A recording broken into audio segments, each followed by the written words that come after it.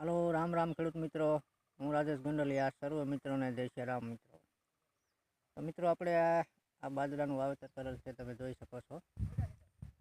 અને આપણે ગોવિંદભાઈ ડાકીનું ખેતર છે મિત્રો.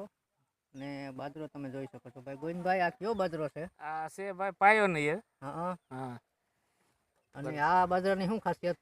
ખાસિયતમાં તો એટલું જ છે કે ભાઈ ડુંડે બહુ મોટો આવે, બાજરો ખાવામાં બહુ મીઠો આવે, ને આનો સારો બહુ સફળતાથી ઢોર ખાય એવો સારો આવે છે. બરાબર. અને આ બાજરાને પાણી તો વધારે જોતું હોય છે ને? પાણી બધા કરતા જોઈએ, પણ અટાણે આ રજ પ્રમાણે ઓછું જોઈએ. આમ તો હવે આ લગભગ પાકી ગયો લાગે. અરે પાકી ગયો.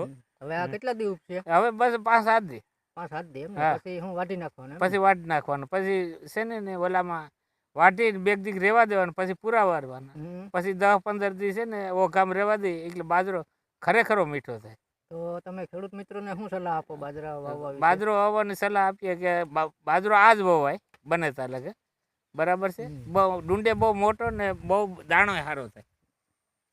તો મિત્રો તમે જો આ બાજરો કે અત્યારે જોરદાર છે, એમ કાંઈ ઘટે જ નહીં બાજરામાં એમ. કારણ કે વીઘે 1.5 ખાંડી થાય એવો અંદાજ છે મિત્રો. તો મિત્રો અમારી આ ચેનલ તમને જો અમારો આ વિડીયો ગમ્યો હોય મિત્રો, તો અમારી ચેનલને લાઈક, સબસ્ક્રાઈબ અને શેર કરજો મિત્રો. જય શ્રી રામ. જય શ્રી રામ.